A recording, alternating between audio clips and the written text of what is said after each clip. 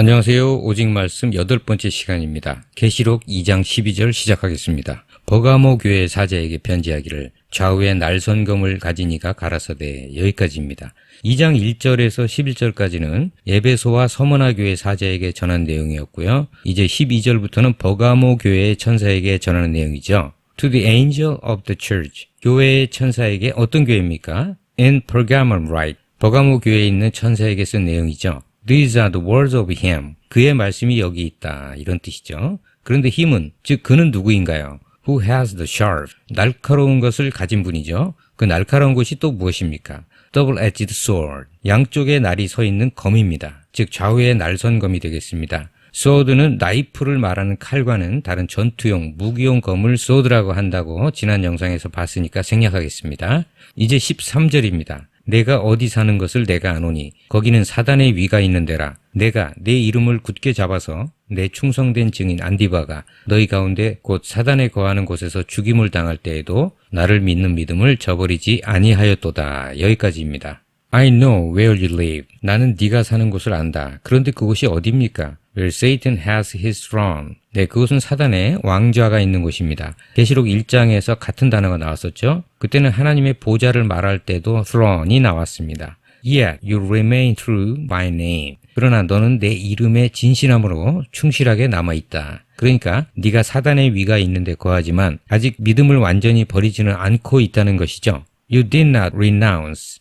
renounce가 나왔습니다. 포기하다, 버리다 이런 뜻입니다. 그러니까 너는 저버리지 않았다 이런 뜻이죠. Your faith in me. 나에 대한 너의 믿음을, 즉 예수님에 대한 믿음을 저버리지 않았다는 것이죠. Even in the days of Antipas. 안디바의 그 날들에 조차도. 그런데 안디바는 누구입니까? My faithful witness. 나의 충성된 증인이죠.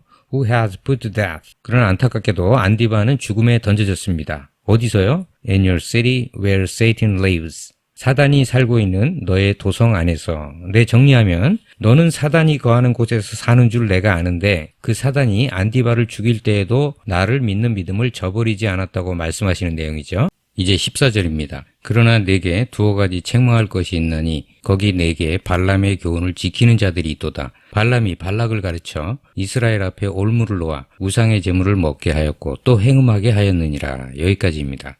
Nevertheless. 그렇기는 하지만 그럼에도 불구하고 이런 뜻입니다. 이제 뭔가 나무라실 것 같은 분위기죠. I have a few things. 나는 몇 가지를 갖고 있다. Against you. 너를 책망할. 그리고 뒤에 책망하실 내용이 나오겠죠. You have people. 너는 사람들을 갖고 있어. They who hold to the teaching of Balaam. 발람의 교훈을 쥐고 있는 자들. 즉 발람의 가르침을 지키는 자들이라는 것이죠. 발람이 누굽니까? 신명기 23장 4절에 나옵니다. 구약 당시에 유명했던 거짓 선지자요 점술가였죠. 그 발람에 대한 설명이 좀 더 이어집니다. Who taught Balak to entice the Israelites.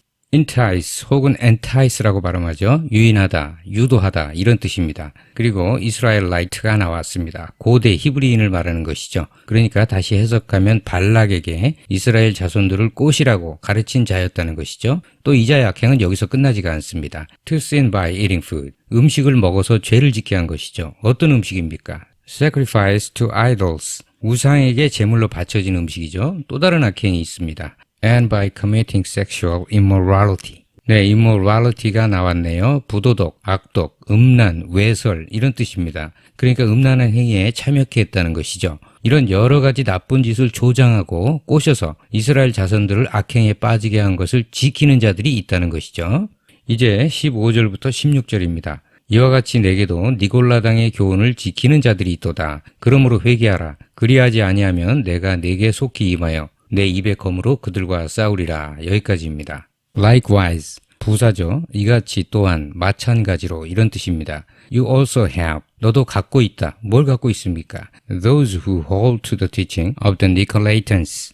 니콜레이탄스, 즉 니골라당의 가르침을 쥐고 있는, 즉 지키는 자들이 있다는 것이죠. Repent therefore. 그러므로 회개하여라. Otherwise, 부사죠. 그렇지 않으면 그와 다르게 한다면 I will soon come to you. 나는 너에게 곧 갈 것이다. And will fight against them. 그리고 그들과 싸울 것이다. 그런데 뭘로 싸우십니까? With the sword of my mouth.